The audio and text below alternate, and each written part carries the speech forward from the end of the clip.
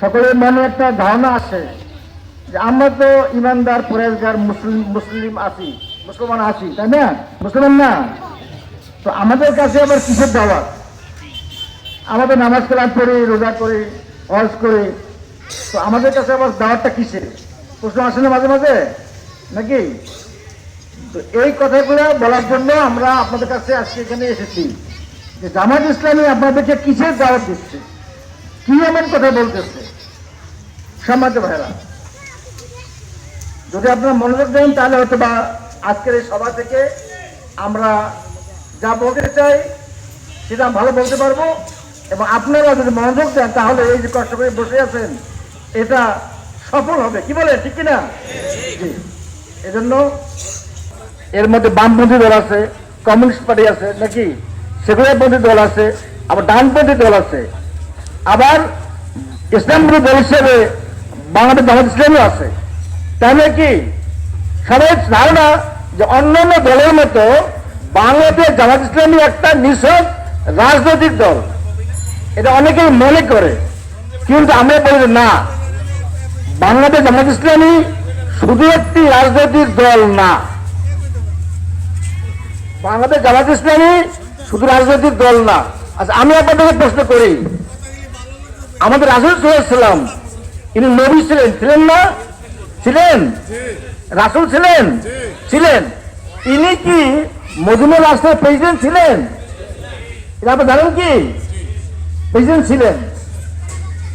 শুধু প্রেসিডেন্ট না, ইনি একাধিক ক্রমে মদিনা রাষ্ট্রের ছিলেন প্রধান সেনাপতি, আবার ছিলেন মদিনা রাষ্ট্রের প্রধান বিচারপতি, ঠিক কিনা? মানে রাসূল সাল্লাল্লাহু আলাইহি ওয়াসাল্লাম শুধু ধর্মীয় ভাবে নবী ছিলেন না, ইনি মক্কা থেকে মদিনায় গিয়ে একটা ইসলামী রাষ্ট্র কায়েম করেছিলেন। সেই ইসলামী রাষ্ট্রে উনি ছিলেন প্রেসিডেন্ট, প্রধান সেনাপতি এবং প্রধান বিচারপতি, ঠিক তো? ঠিক। ওনার ইন্তেকালের পরে ওনার সবচেয়ে যে চারজন সাহাবী, ঘনিষ্ঠ সাহাবী ছিলেন, কি কি ছিলেন? হযরত আবু বকর, হযরত উমর, হযরত উসমান, হযরত আলী রাদিয়াল্লাহু আনহুম। এই চারজন কি খলিফা ছিলেন না? এই চারজন একাধিক ক্রমে 30-33 বছর ইসলামী খেলাফত পরিচালনা করছেন, ঠিক ঠিক কিনা? এবং ইসলামী ইতিহাস বলতেছে যে বদর, উহুদ, খন্দক, এই তিনটা যুদ্ধ ইসলামের গুরুত্বপূর্ণ যুদ্ধ, তাই না? এই তিনটা যুদ্ধে যে সমস্ত সৈনিকরা, যে সমস্ত সাহাবেকরাম রাসূল সাল্লাল্লাহু আলাইহি ওয়াসাল্লামের যুদ্ধে অংশগ্রহণ করেছিলেন, এই সকল সাহাবী ইসলামী খেলাফতের কোন না কোন পর্যায়ে দায়িত্ব পালন করেছেন, ঠিক? তাহলে আমরা কি বুঝলাম? যে ইসলাম শুধু ধর্মীয় দিক নয়। রাসূল সাল্লাল্লাহু আলাইহি ওয়াসাল্লাম এবং সাহাবায়ে কেরাম শুধু নামাজ, রোজা, হজ, যাকাত করেননি, আল্লাহর খেলাফতের দায়িত্ব পালন করার জন্য যুদ্ধের মাধ্যমে যুদ্ধ করেছেন, রাষ্ট্র পরিচালনা করেছেন, বিচার করেছেন, সন্ধি করেছেন, মানুষের খেদমত করেছেন, ঠিক কিনা? এর প্রতিফলন দেখি আমরা কোরআনে। আপনারা দেখবেন, আপনারা জানেন যে পবিত্র কোরআনে কয়টা আয়াত আছে?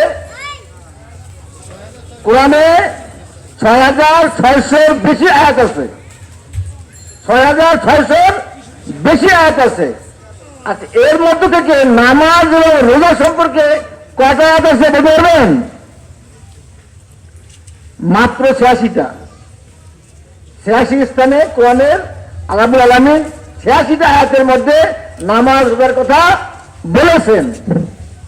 যদি আমরা নামাজ, রোজা, হজ, যাকাত এই সমস্ত ইবাদত কতটা আয়াতের মধ্যে বলা হয়েছে, হালাল হারাম সহ, এর সংখ্যা 200-300 বেশি হবে না।